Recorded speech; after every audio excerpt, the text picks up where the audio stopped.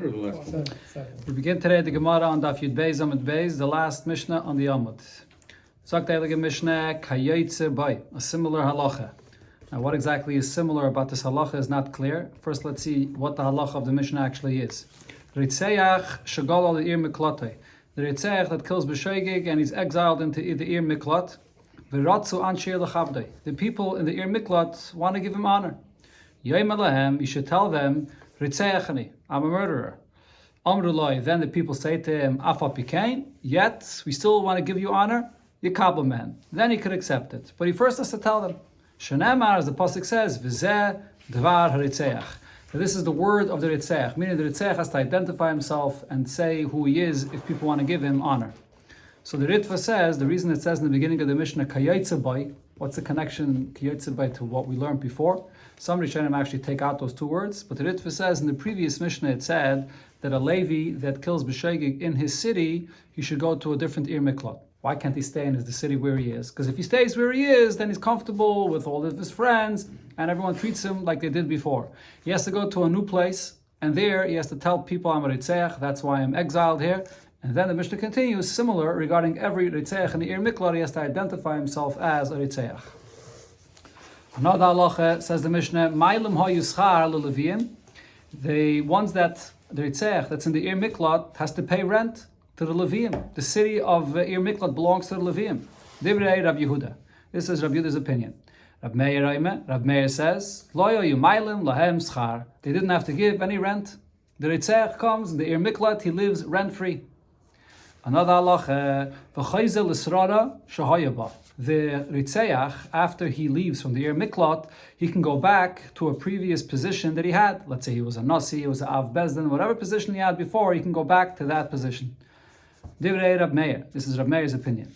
Rab Yehuda says, Loi hayachayzel l'srara shahayaba. He would not return to that position that he held previously.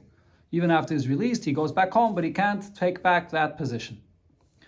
Rav Kahana explained the machlokes regarding whether you pay rent to the Levim or not. Machlokes b'sheish. The argument is regarding the 6 cities that were designated as the Ir Miklat. Besides those 6 cities, there was also 42 cities that belonged to the Levim that were also used as the Ir Miklat. So Rav Kahana is saying the machlokes regarding giving rent is only regarding the 6 cities. The Mar Savar. Well, let's see in the Gemara here. The Mar Savar, so one opinion here is the opinion that says that you do have to pay rent.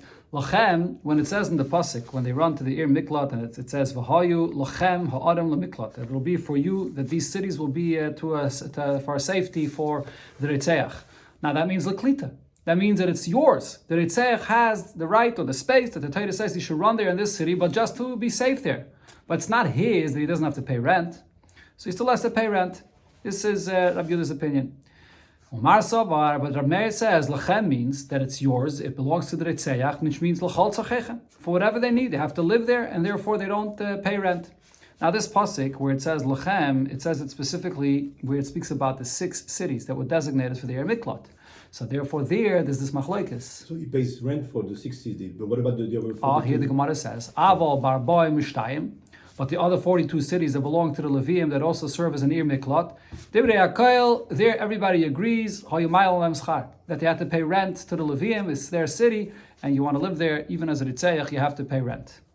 This is one version in the understanding of the machlokes of the Mishnah. But Rava said, no, it's actually different. This definitely everybody will agree that Lachem, when it says the term of Lachem regarding the 6 cities, that means the Chol Tzarchechem. It means it's yours. It's yours to be there. You don't have to pay rent. That's mashma. That's what the word Lachem means. So therefore, where's the machlokes? So Ella Amar Rava, so therefore Rava says, machlokes bar ba'im mishtayim. The argument between Rab Yehuda and Rab Meir is regarding the other 42 cities that belong to the Levim. The Mar Savar, so one opinion here is when it says Va'aleim titnu, that you should add. Va'aleim, it says adding to the other 6 cities in the beginning of the pasuk there. It says 6 cities, then it says add to them arba'im mishnayim, another 42 cities. What does that mean? Add to them. Ki hanoch leklita, that it's similar to the other 6 cities, but in what sense is it similar? Only for this, that it will absorb the Ritzeach to be safe there in the Ir Miklat. but not that he will not have to pay rent. He will have to pay rent. But Amar Savar, according to Rab Meir, Va'aleim titnu means ki hanach. When it says Va'aleim, that you're adding to the other 6. What does it mean? That it's going to be similar to the other 6. Ki hanach, just like the other ones. Ma hanach l'chol tzarchechem. Just like by the other 6, it says lachem, and you don't have to pay rent for all needs of the Yitzech. He lives there. Afani nami, so too the other 42, l'chol tzarchechem. That it's there, it's available for the Yitzech to live there, and he does not have to pay any rent. So that's the argument, how we understand aleim. When we're comparing, we're adding the 42 to the other 6, are we comparing it only for klita, that he will be safe there, or also for chol tzarchechem, that he does not have to pay rent? Aval b'sheish, regarding the other 6 cities, divrei hakoil lo hoya ma'al lem schar. There, because the pasuk clearly says lachem, lachem means it's yours. The Ritzech can live there and he doesn't have to pay any schar. There, according to Rave, everybody agrees you don't pay any schar. Divrei hakoil, he doesn't work at all, so how would he pay schar though? He's not working. Who says he doesn't work? He's learning Torah all the time. I thought it's like a kollel. It doesn't say that clearly in the Gemara. It says you have to provide him food and water and the clothing. Kohanim, The mother of the Kohen well. Gadol would give him everything. But it doesn't say he doesn't have to work. You could imagine that if he's getting such support, he probably Why would he want to work? and his teacher has to come with him. The teacher has to go, right? What about those 6 cities cannot be included in the 42 cities? No, for sure. Separate. Yeah. Okay, going to the next subject in the Mishnah. Chayzel Israra Shahaya Bachulu. So the argument here was whether when he's released from the Ir Miklat, could he go back to a previous position of prominence that he held. Says the Gemara Tanur Rabbanan. So we learned in the Braisa about this, and here actually the Braisa speaks about an Eved Ivri, a person that was sold as an Eved Ivri, and then after 6 years when he goes free, or in Yovel when he goes free, would he go back to his previous position? So there by the Eved Ivri it says V'shava mishpachtoi v'lachuzes avaysav, he goes back to his family and to his father's inheritance. What does this mean? Yoshev. That's the continuation of the pasuk. Yoshev, he returns. So what this means is l'mishpachtoi hushav. He returns to his family.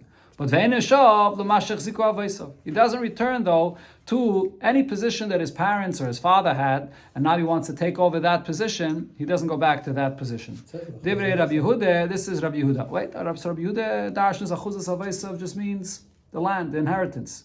It says before mishpachtoi. Mishpachtoi means just family, but not any other position. However, Rab Meir says, Afu shav l'mashach ziku avaysav. He does go back to any position that his father had to take over that position. Why? Because he does darshan, like you said, elachuzas avaysav. He goes back to the father's inheritance, which includes also ke'avaysav. Not only that he will yarshin his territory, his real estate, but he goes back to a position that the father held as well. That's the machlokes between Rab Yehuda and Rab Meir, similar to the Mishnah here, regarding by Eved Ivri. There's one other distinction between here and the Mishnah. The Mishnah speaks about a person that would go, when he comes out, does he go back to his srara, his position that he had. The Braisa is speaking about whether he goes back to a position the father held. Could he take over his father's position? But it's a similar concept. Okay, now the Braisa adds, v'chein begoyla. Similar, there's a machlokes regarding a Ritzech b'sheigig that was in Galus, when he gets released from Galus, whether he goes back now to his position or his father's position. Now, Kishu Oimer, Yashov, the pasuk that was just quoted by Eved Ivri, after it says Vishav, he goes back, and the end of the pasuk there's an extra word that says Yashov, he returns.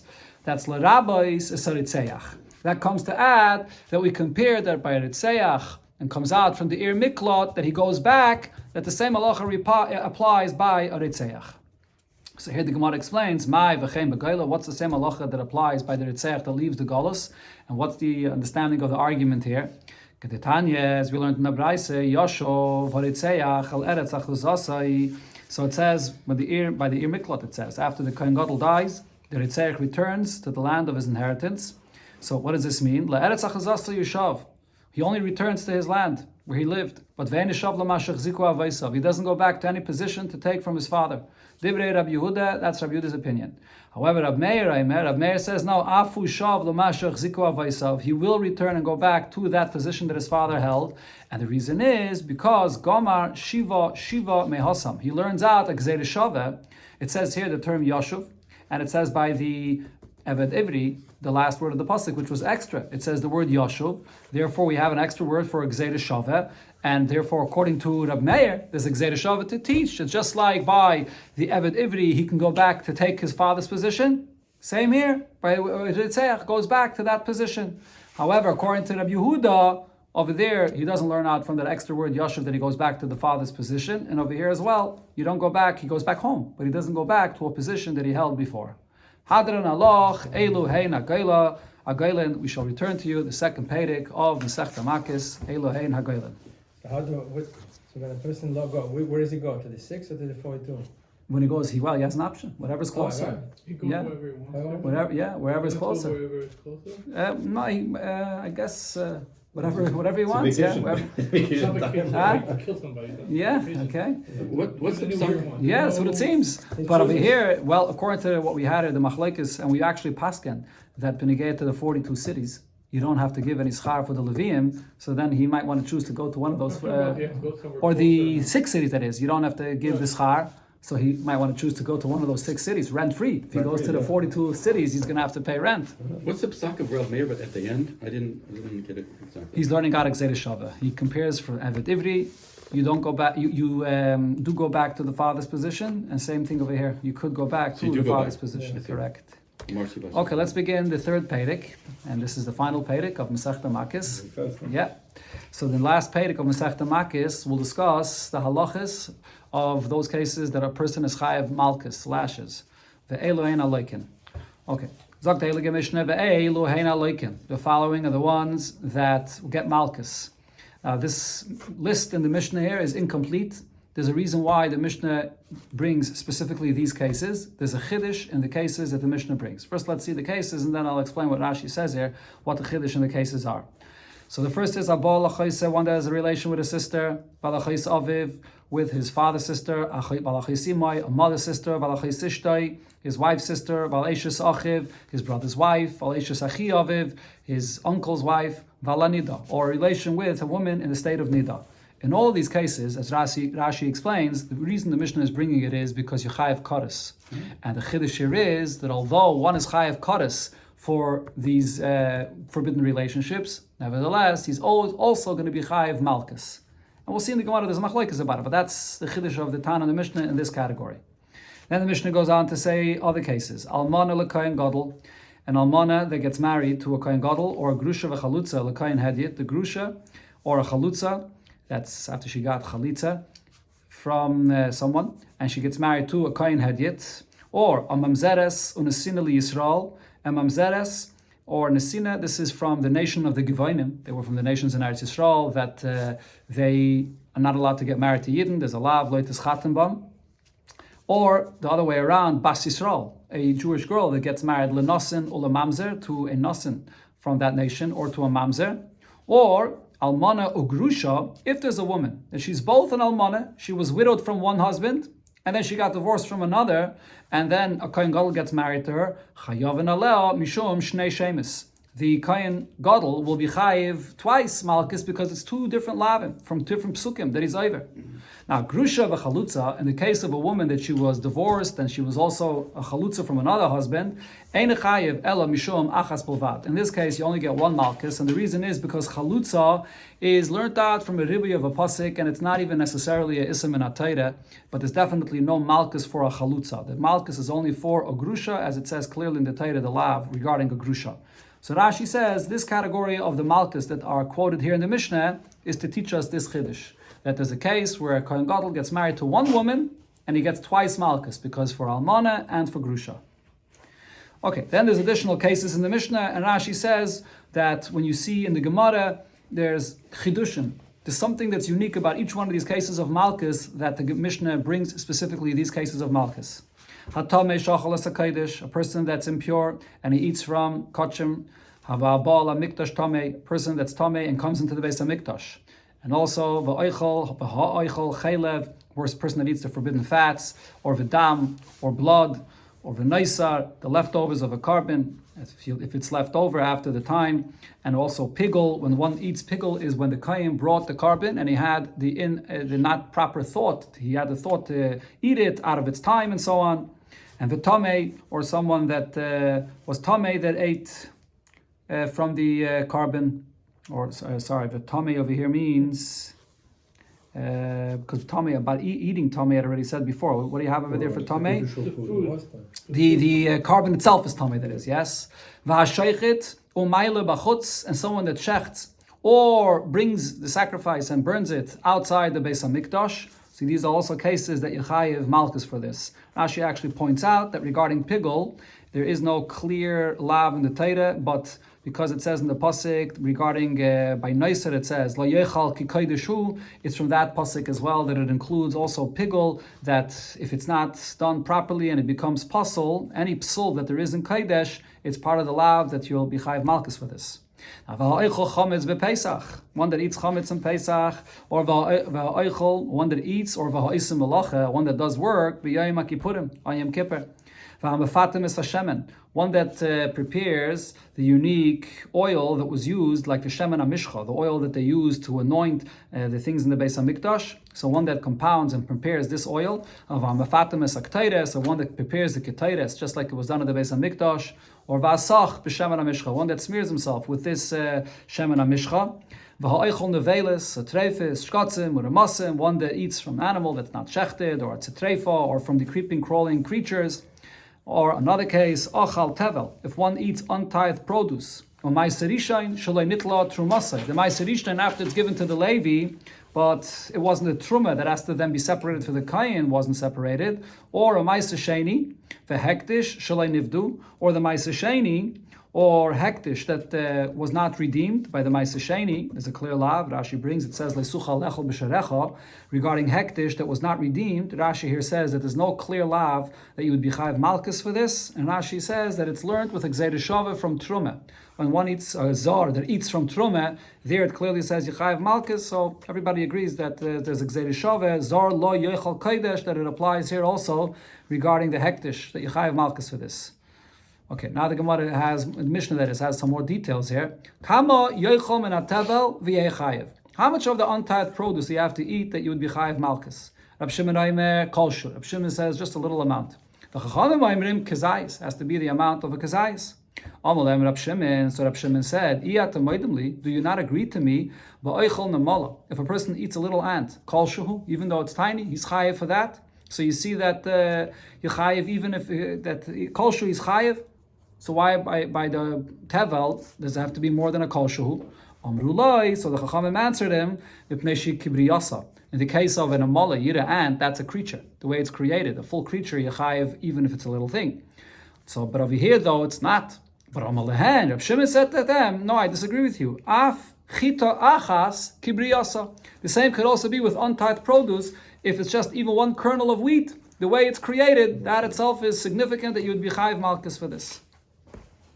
Okay, so the Gemara now begins with the first case that we spoke about in the Mishnah, the list of the arayas, the one would be chayiv malchus for them, although there's also an isser of kares. So the Gemara says, chayiv krisis katani. The Mishnah here says that even if you chayiv kares, you would still be chayiv malchus. But chayiv mises bezdin, like katani. But the Mishnah does not mention any of the cases where there would be a mises bezdin, that the Mishnah does not mention that you would be chayiv malchus. Let's say in a case where the person was only warned that he would be getting malchus. So he wouldn't even be getting misa, because he wasn't warned for that. But the Mishnah does not mention that any of those averis where there's a possibility of a chi of mises bezdin, that there would be also malchus. Says the Gemara, masnisin mani, or like katani masnisin is. So mani, who is the Tana of our Mishnah, Rabbi Kiva here. This is Rabbi Kiva. The Tanya we learned in the Braise that there's three opinions about this. The first opinion is echot chayve krisis, whether it's a aveda that there's a chiyuv of kares, vechot chayve mises bezdin, or even an aveda where there is a mises bezdin, yeshnoi b'chlal malchus arbaim. The person will get the malchus for this. Now, as Rashi says, at this point, the Gemara understands, this is Divrei Rabbi Shmuel. This is Rabbi Shmuel's opinion, and at this point, the Gemara understands that according to Rabbi Shmuel, even in a case where he got warned for Misa, and he's going to get the Einish of Misa, but he'll also get Malchus. He'll get both Malchus and Misa. That's Rabbi Shmuel's Chiddush. Rabbi Kiva says, Chayve krisis yeshne b'chlal Malchus arbaim. In the cases that was mentioned in our Mishnah, that there's Kares, there you get Malchus.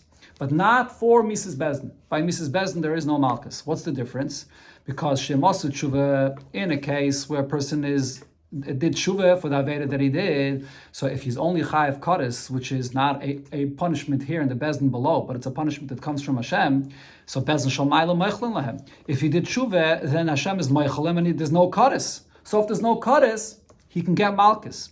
As Rashi explains, we'll see soon in the Gemara, this is based on what it says, Kedei Rish Asai. We give only one punishment. So by the case of kares, it could be only one punishment because he did shuvah and he doesn't get kares, so he gets malchus. However, chayiv misas bezdin ene b'chlal malchus arbaim. But if he's chayiv misa and a bezdin here below, there's no malchus for this because shemos tshuva and bezdin shalmata meichel olam. Even if he does tshuva, the tshuva doesn't help in a case where a person is chayiv misa by the bezdin. So therefore, once he's getting misa, there's no malchus.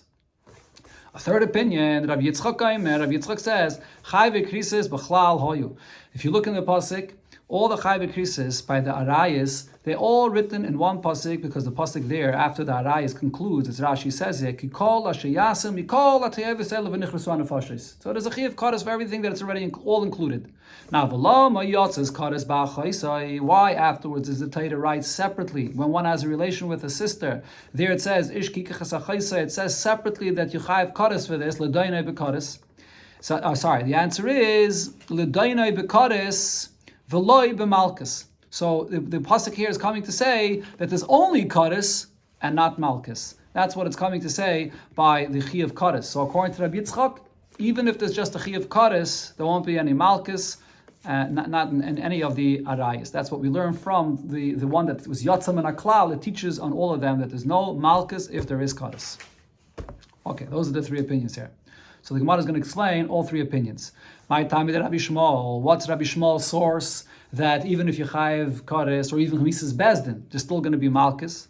The chsev, because the pasuk says, "Im lo yisishmer lasas is called divrei Torah zayis." If you're not going to keep this Torah, or chsev, the pasuk there says, "Vehifla Hashem is makos." Hashem will give you very powerful makos. Now, what is this expression vehifla? Hafla zu any day mahi. This expression of hafla, I don't know what it means. But then Kashu Haimer, the pasuk, when it speaks about Malchus, it says Vihi Piloi HaShefet V'Yikol Lefanav, that the Shefet throws him down and gives him Malchus. Havoimer Afla Zu Malchusi. The Afla, this expression of the pasuk, refers to the lashes, Malchus. Uksev, and what does the pasuk say? Im Loi Sishmei Lashes is Kol. It's called Divrei Torah Zayis. If you don't keep any mitzvah of the Torah, you get Malchus. And therefore Rabbi Shmuel says that includes any kind of lav, even if there's kares, even if it's Mrs. Bezdin, but kol, you always are going to be chayiv malchus as well. But if that's the source, why wouldn't I say that even someone that's over on a mitzvah saseh should also get malchus? Kol divrei Torah. Answers the Gemara, no, if you don't keep. So because it says the expression of lois ishmar, we know that it refers only to a lav, not a mitzvah saseh.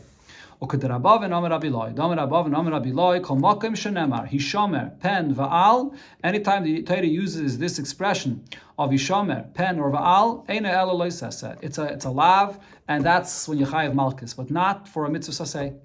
One should be chayiv malchus even if it's a lav that there's no action involved in being over this lav. And we had before in the first Perek that according to most opinions, by a lav she'ein by ma'aseh, there is no malchus. Why not? Says the Gemara, lasais ksiv. But the pasuk that we quoted, it says, Imlois tishmer lasais. That means it has to be something where there's an action that the person did to be over on a lav. Only then does he get malchus. Another question the Gemara asks, how about lav shenitik la'aseh nami? One should get malchus even if it's a lav shenitik la'aseh. A lav shenitik la'aseh means when the Torah gives a mitzvah saseh that you can do to correct the lav. For example, if a person steals, the mitzvah saseh is to return it. So in such a case, you don't get malchus. But if we're learning it out from him, lois ishmar lasas is called divrei Torah, why would it not include this kind of lav? And says the Gemara, dumye de lav de chasima. One is only chayiv malchus if it's similar to the lav of chasima. The lav of chasima is when a person muzzles the animal when it's threshing. You're not allowed to muzzle the animal and stop it from eating. So because when the Torah writes the whole parsha about giving malchus, there's one lav that it says right near that parsha of malchus, and that's this lav of chasima we compare to there. And just like there, it's not nitik la'aseh, there's no essay you can do to correct the mistake. So too, by any lav that you chayiv malchus, it's only if it's not nitik la'aseh. So the Gemara concludes, Hashta dasas lahachi. Now that you came to this conclusion that we compare to the lav of chasima, Kulanami dumi de lav de chasimo. Well, the answer to all the questions we were asking, why don't you get malchus for a lav shem b'maisa or a mitzvah saseh? The answer is, you only get malchus if it's a kind of lav that's similar to the lav of chasima, because it says in the parasha and the Torah together. Okay, this is the explanation for Rabbi Shmuel's opinion. Now, but Rabbi Akiva, according to Rabbi Akiva, my time, why does Rabbi Akiva say that when there's Mises Bezdin, you don't get malchus? So the reason is, Kedei Rishasai. The Torah says you give for his wickedness, and it uses a singular term. And that is Mishum Risha Achas Atam Mechayvai, Viatam Mechayvai, Mishum Shtei Rishiyais. You can give him one punishment, but not twice. Therefore, there's no Misa and Malchus at the same time. Now, what does Rabbi Shmuel say to this? But Rabbi Shmuel will tell you, Hani Mili, this drasha of Kedei Rishasai, what is that talking about? Misa umamin. If a person's chayiv Misa, he won't have to pay. Or oy malchus umamin. If he's getting lashes, he won't have to pay. Avol misa or malchus, but when there's a misa and also malchus, that you give together. Why? Because misa arichtahi. This is actually considered to be one long punishment. He gets lashes and then he's killed, so it's considered to be one punishment, and therefore, in this case, it's not excluded from kedei rishasai. Okay, now back to Rabbi Akiva. Rabbi Akiva, if he learns out from kedei rishasai that it's only one punishment, ihachi, if so, chayve krisis nami. In a case where it's allowed that there's a chiyuv kares, so you shouldn't get malchus. There's why two punishments? Only one. Now, my omret, what are you going to say? And this is what it said in the Braisa before, that by kares we say she'im asu tshuva, that if he did tshuva, so therefore he's not going to get kares, therefore he gets malchus. But the Gemara asks, hashta miyas lo yavdi, but how about if now he did not do tshuva and he will be getting kares? So then why should he get malchus? If it's kedei rishasai, only one punishment, not two. So therefore the Gemara brings another source. Amar Rabavo, so Rabavo says that the pshat here is b'feidish ripsa toira chai v'krisas lamalchus. There's a clear pasuk that says that even those cases where there is a chiyuv kares, you still also get malchus. Why? The Gomar, there's Gzeir Shaveh, where you learn out from the term that it says le'einei, and this pasuk le'einei, it says by malchus, by kares, that is. It says v'nichresu le'einei b'nei amam, that is. So it says this is the pasuk le'einei of kares. And then mi le'einecha. Then there's the pasuk by malchus, as Rashi quotes, the pasuk says v'nikla achicha le'einecha, that your brother will get embarrassed in front of your eyes. So I compared the le'einecha to le'einei, that the chiyuv of malchus applies even in a case where there's kares. That's the Gzeir Shaveh. Maskef la Rabba bar Mamel, but Rabba bar Mamel asks, if this is your source, this Gzeir Shaveh, ihachi chayv mises bezdanami nigmerem. If so, I could learn out with a similar Gzeir Shaveh to a case of mises bezdan. Why? Because by mises bezdan it says me'einei. The pasuk over there by chiyuv mises bezdan it says im me'einei ha'eda nesasol ishkaga. So it says me'einei. So why don't I make this same Gzeir Shaveh to compare the word me'einei to mi le'einecha, to the word le'einecha that it says by malchus, that you should be chayiv malchus even for a chayiv of Mrs. Bezdin. So the Gemara answers, no, this is not a Gzeir Shaveh. Why? Because donin le'einei mi le'einecha. Sorry, I learn out the two words of le'einei and le'einecha because they're similar. They both begin the same way. They begin with the lamed le'einei, even though one concludes with a chaf, but they both begin the same way. But ve'ein donin me'einei mi le'einecha. But I can't compare the word me'einei, which begins differently than the word le'einecha, and it also ends differently. I can't compare these two words, so therefore there's no Gzeir Shaveh for Mrs. Bezdin where it says the word me'einei. Okay, but now the Gemara asks on this premise, just because the word is not similar enough, it's not included in the Gzeir Shaveh, or my nafkemina. The word in the Gzeir Shaveh doesn't have to be exactly the same. And even if it's off to a greater extent, you can still make a Gzeir Shaveh, as the Gemara proves. Because Rabbi Shmuel taught as follows, and this is in the parsha of the Negoyim in a house. And it says there in one pasuk, V'shava kayin, the kayin returns.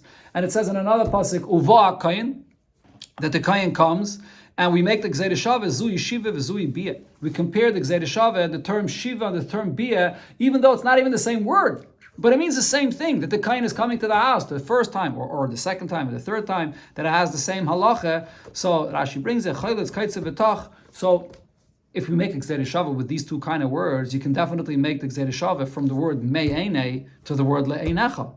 V'oi, additionally, he asks, ligmar me'einei, Mi le'ene. We can make a gzeira shava from the word me'ene that it says by Mrs. Bezdin to the word le'ene that it says by Kodesh. And these two words are more similar. They finish the same.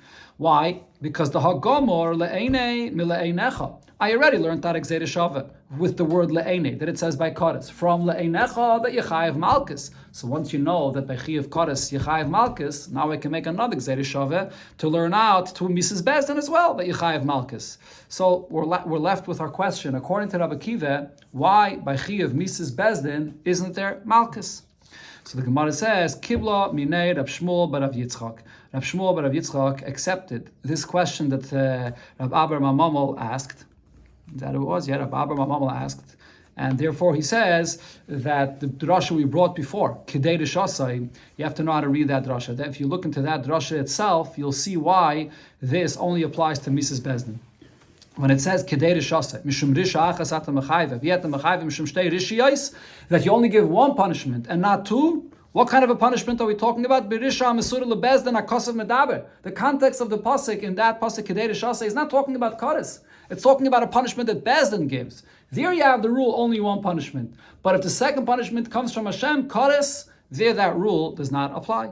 That's the source why Rabbi Akiva holds that for Kodesh it's not a problem to give two punishments. Rava Omar, now Rava here comes back to explain the opinion of Rabbi Shmuel.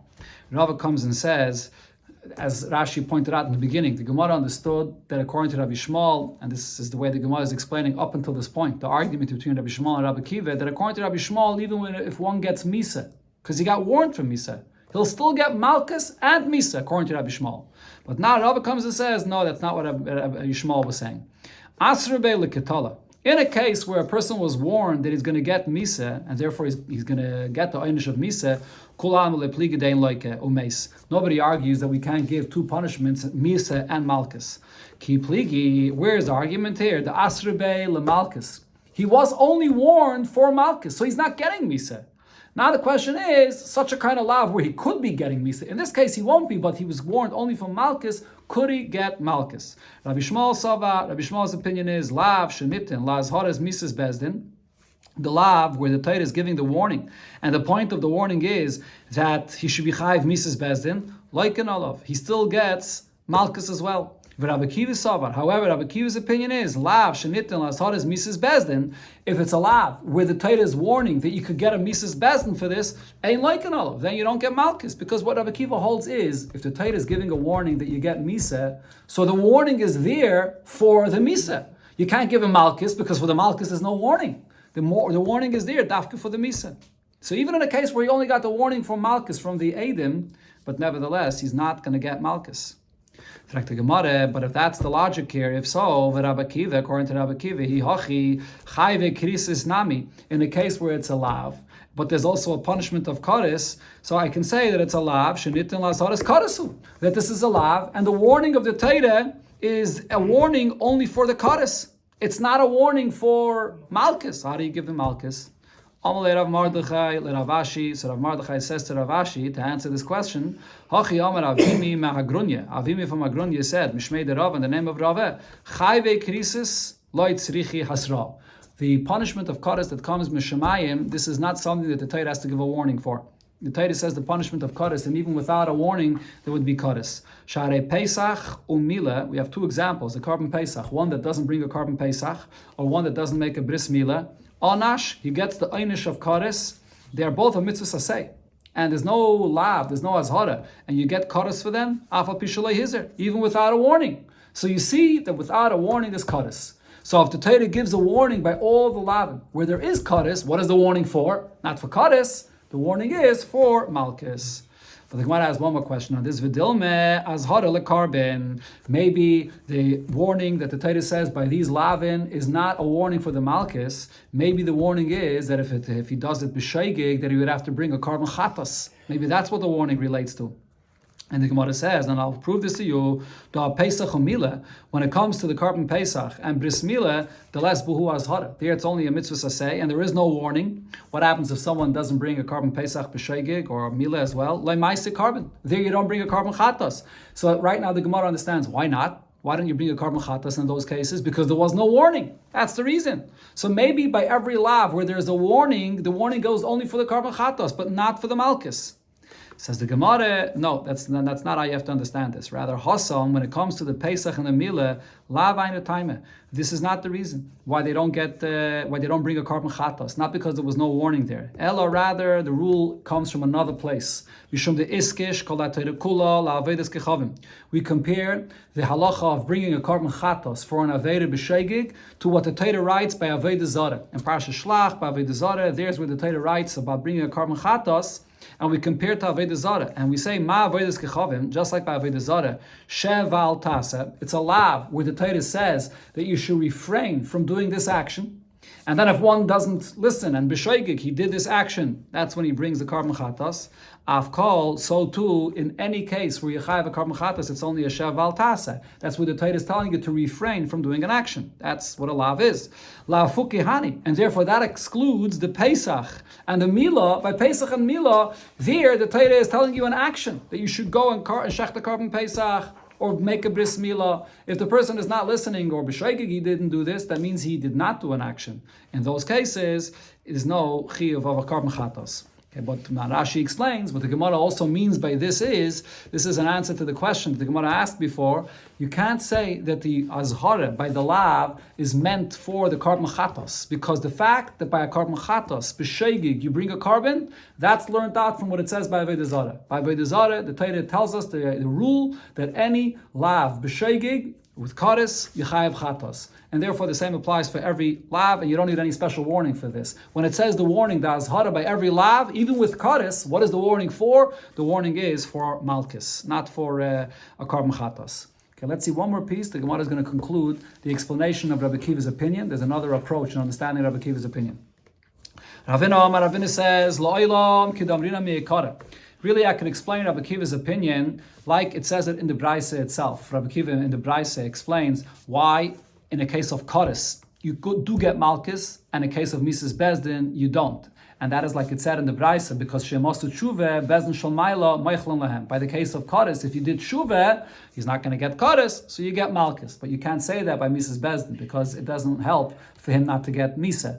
Now, my Omrit, what was the question we asked before? Halayav Tshuve, but what if he did not do Tshuve? So he will be getting Kodesh, so why should we give him Malchus? So, and this, Ravina answers and explains, Loi psike mulsa lekodes. But nevertheless, it's not clear that he's getting kodes. It could be he is doing tshuva. When do we say that he doesn't get two punishments if it's clear that he's getting already another punishment? Like in the case of Misa. He's getting Misa, so he doesn't get Malchus. By the case of kodes, it not necessarily is he getting kodes, and therefore he will get Malchus. That's the pshat that he says in Rabbi Akiva's opinion.